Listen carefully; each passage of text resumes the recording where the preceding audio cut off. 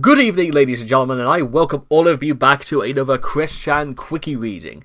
How is your Easter Sunday going, ladies and gentlemen?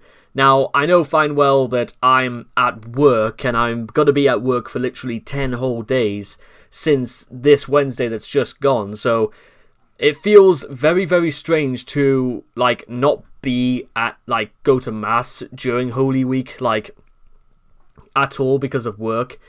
So this whole thing has been a very surreal and yet a sort of an experience I don't particularly very like. But for those who are at all interested, and even for people who don't particularly enjoy this time of year as well, there is also some solace we can reconcile over the fact that, well, even if people are willing to disagree heavily with our beliefs, there are some things we can sort of universally agree on, and that is Chris's beliefs are ultimately based on false beliefs, and therefore, when it comes to things like spiritual possession, which is the topic of this article, we're about to find that there are some very, very, very suspect and very, very not good things about this. But let's be optimistic for what that's worth. So here we go.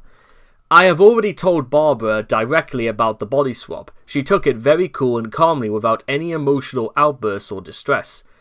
Maybe it's because maybe she didn't feel anything whatsoever as a result of this, and maybe she just didn't understand, so, there's that. This was Chris role-playing as Magi-chan, inevitably showcasing that his mother has long since given up on him. My words exactly.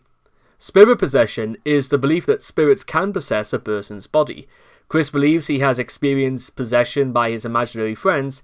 He has increasingly used it as a maladaptive coping mechanism to avoid reality and criticism. I mean, what else was he going to do it for? And I need to pull my mirror down, because this is the problem, by the way, with the lighting in this room, is that I always have to take this thing down, and it just creates this stupid marking around the outskirts of my wall whenever I do this. So, okay, and we're back. That was a trip, that wasn't it, eh? Such as when he began to roleplay as Sonichu as part of an elaborate fantasy to cope with being unable to attend the real-world BabsCon, or when he roleplayed as Mewtwo to defend himself from criticism levied by a Twitter troll. This practice has been colloquially known as LARPing, short for live-action role-playing after the real-life practice. And let's begin with the actual methods used. Chris believes this shit for real, though, because he tried to talk like Uzume, which sounds no different from how he normally talks. Only he tried to raise his pitch and couldn't pronounce the name of half the Neptunia characters. One of the idea guys. Or, now whether this was Stephen Boyd or Joshua... No, not Joshua Moon. Was it? No, it was... No, Joshua Moon's Null, so... whoever it was, that was it. And when Chris believes he has swapped his spirits with an imaginary friend, he roleplays as that persona. While doing so, Chris refers to himself in the third person.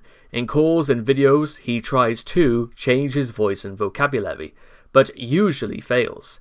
In a latter video, he made the excuse that when you possess somebody else's body, you gotta work within their vocabulary and their limitations and whatever.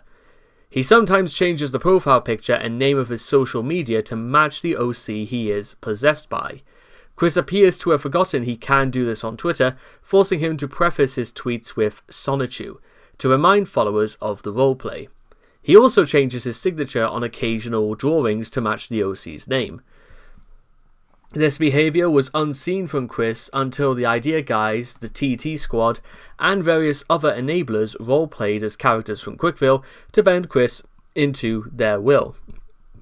After their removal, Chris retained the idea of roleplaying by saying his OCs are manifesting in Dimension 1218, the real world, his body for various reasons.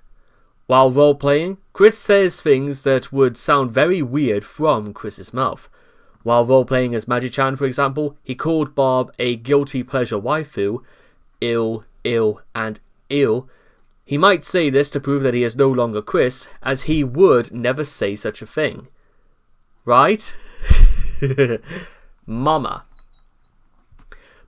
we all go to hell. During Chris's phase of role-playing that he is possessed by the spirit of Sonichu, he, as Sonichu, refers to both Chris's spirit and physical body as Mama, as both an allusion to how Sonichu referred to Chris as father in the comics, and to reflect Chris's transgender status. Uzume to Nobushi, 8th of November 2017 till the 13th of November 2017, mostly as influenced by the Idea Guys. Chris was brainwashed into believing that Chris was sharing his body with Uzume. Miss Uzume to Nobushi. She had been dormant inside my Dreamcast, and I pulled her out. And if that sounds familiar, ladies and gentlemen, it is literally the plot to the first third of Hyperdimension Neptunia 7, or V2 as it's sometimes known as. Though I think 7 is a bit more what they were going for, I guess. We've been sharing my body since, yes, she is able to control my body when she has control, that sounds rather redundant, and speak through my lips in her voice. Chris on being possessed by a fictional character. Now, in case you're wondering, this is not the first nor the last time this is ever mentioned. Oh, and by the way, this is Uzume to Nobushi, who also known as CPU Orange Heart, which I'm saying this for the people that care because, well, I don't know, it is what it is. Uzume to Nobushi, oh, they already mentioned it anyway, what am I talking about? Also known as Orange Heart, is a console patron unit, or CPU, in Mega Dimension Neptunia V2. I'm just going to say 7 from now on.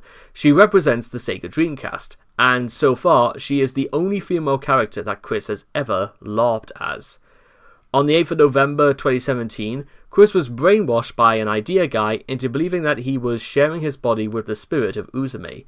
John Yamada, an ally used by one of his idea guys, texted Chris and crafted a roleplay scenario in which Chris's Sega Dreamcast was the portal that could connect Chris to his imaginary safe space of Quickville.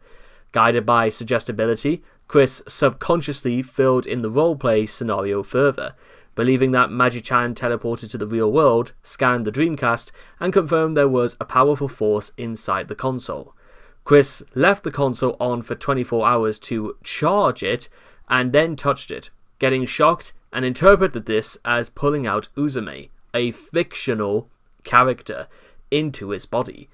Chris claimed Uzume can control his body and speak through him with her own voice.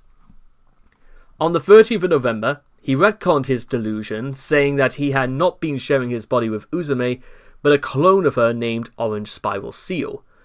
Also mentioning a battle against fellow Neptunia character Kurome, he no longer has the voice of Uzume in his head, but still retains the powers of the 4 main goddesses as well as his own powers.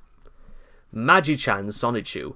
Now, by the way, have you got all this, by the way? Because if you think this shit has gotten wild before, oh man, it's about to get crazier. Magi-chan, 14th of August 2019 to the 14th of September 2019, and late September to October 2019. Thank you. Barbara was more of a guilty pleasure waifu. Chris as Magi-chan demonstrating his Oedipal complex. I would say it's Chris demonstrating his he badly wants to bang his own mother complex, so details. For 1 month, from the 14th of August 2019 to the 14th of September 2019, Chris believed he had swapped bodies with Magi-chan. He acted the role on video in first recorded statement of Magi-chan Sonichu. You know what, since it's kind of integral to just how insane this whole thing gets, we may as well check it out because it's, well, here is the actual thing. The first recorded statement is Chris's first YouTube video of August 2019, though it was indeed filmed and announced on Twitter on the day in the title, for no apparent reason apparently. It would not be uploaded for another 3 days after that. The video showcases Chris's mental health at its absolute all-time lowest. The frazzled, bed-headed hairstyle he chose to don in the video doesn't help matters. Either Chris, for once, is not speaking in his Tongo or Felesto. Magi-chan is instead supposedly controlling Chris's body, while Chris's soul was peeled off and stuck onto Magi-chan's invisible incorporeal body. Beside him, Magi-chan reiterates that the dimensional merge is in its final stages, rambling in classic Chris fashion without much coherence. In a rare moment of self-insight, he states that Chris's brain is well inferior to his own character's. Chris tries to demonstrate his psychic powers on a fidget cube, yet fails. By the way, in case you're wondering as well, this is the drawing he decided to do for it. Whoa, holy crap, I'm in your body, hubby. I know it is awesome that we are progressing in the events, but even with all the mental prep work with me, this feels overwhelming to me. So, Chris maybe possibly suggests the idea to Magi-chan that this was not exactly a good idea. Christine, you need not fret. You will do well while running and working with my body. I know it's so. Meanwhile, I shall talk with your mother and improve the psychic and magic output from this brain and body and make it function in its fullest here. I don't know where here is, and I don't particularly understand when this was ever meant to happen, but for the sake of... No, actually, let's not give Chris the benefit of the doubt. It's just, as you might imagine. So, here's the... for what they're worth, here's Chris making an ass out of himself. Good day, everyone.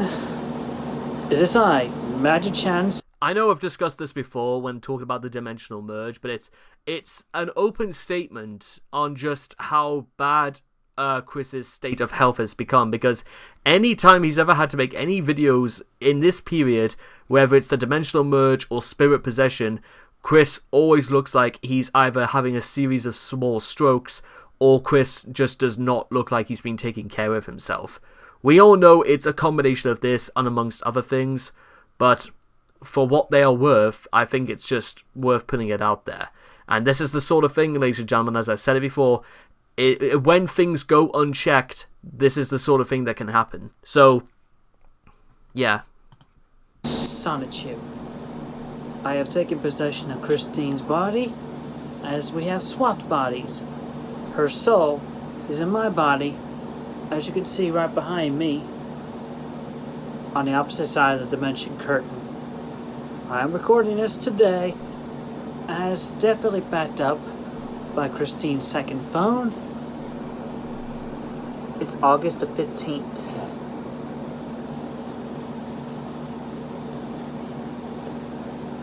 Which, on that note, should be the day I have uploaded this video, originally, long before I made it public.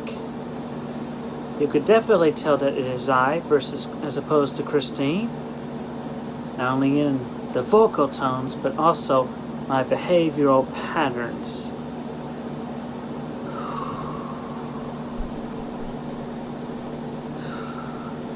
The dimension merge...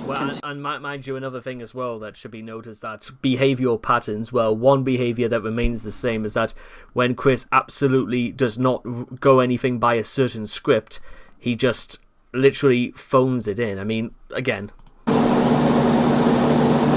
Chris posing and just thinking about exactly what he's even... like, anybody else could have just said that this was the actual ending of the video right here, that Magi-chan just wanted to keep things vague, but no, that's...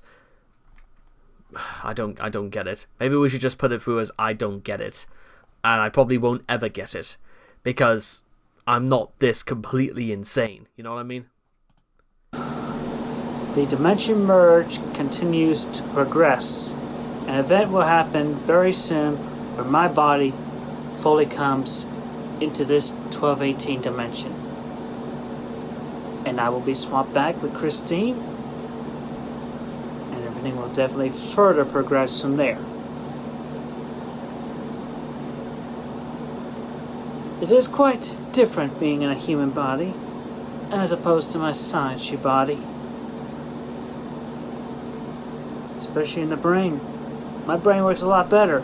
This brain, it needs work, but I am working on it. I am improving.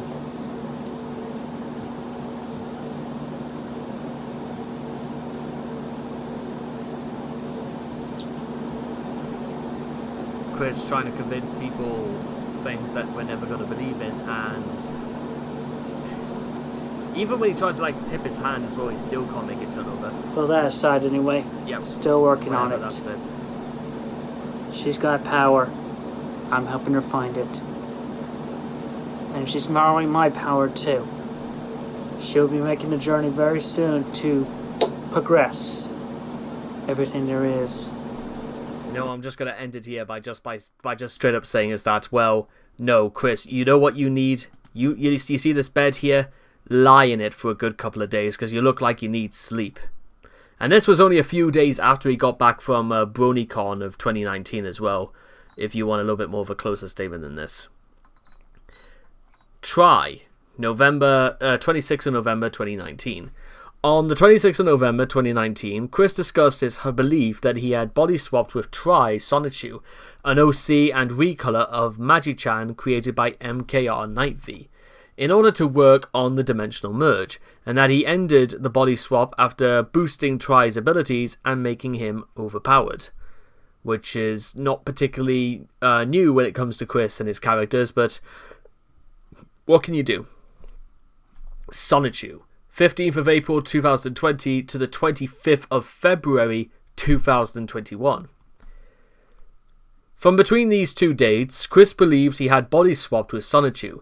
He also believes it began earlier, retconning a beginning date of the 31st of March 2020, which conflicts with him not yet being in Sonichu's character in the 10th of April 2020 Red vs Blue reaction livestreams video. Chris initiated the body swap as part of an elaborate maladaptive coping method for missing out on the BabsCon convention, which he had cancelled due to COVID, which had been cancelled. Using Sonichu as a mouthpiece, Chris claimed he was able to visit BabsCon in C-197, which presumably avoided the pandemic, much like World War II. Chris continued acting out the role of Sonichu while he was featured as a guest character on Chris Chan and Max Mandu live Leftovers Tonight, and continued to act as Sonichu all the way through February with only brief interruptions when he pretended to be Mewtwo and himself from another dimension, detailed below. An enabler, by the name of Kwai Sandbag, reached out to Chris in early 2021, having been inspired to do so after contacting Chris following a binge watch of Chris Chan A Comprehensive History. By claiming that he was a psychic, he told Chris that he could help reverse the body swap process in a series of calls. Chris finally stopped role-playing as Sonichu on the 25th of February 2021, immediately following the news about My Little Pony Generation 5. He heralded his return by continuing to ramble about the Dimension Merge and bash the G5 cartoon. Which is a bit of a damp squib as far as that whole thing ending, but, well, yeah. Sonichu and Rosechu, November to December 2020. During December 2020, Chris, pretending to be Sonichu, claimed to the police that Chris's body was being controlled by both Sonichu and Rosechu. Rosechu had supposedly joined Sonichu a few weeks beforehand. Sonichu also illustrated the concept using Lego custom minifigs to represent Chris being video game controlled by the Electric Hedgehogs. Mewtwo, 14th of May 2020. Never speak against Christine Weston Chandler Sonichu ever again, or I shall see to your appropriate torment and punishment. Myself, farewell.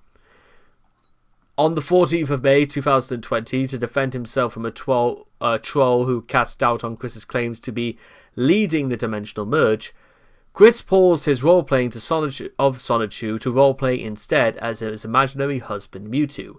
Mewtwo took to Twitter to lambast and threaten the troll. Randy Stair, 6th of November 2020. Randy Stair was a mentally disturbed YouTuber who went on a killing spree in June 2017 before taking himself out.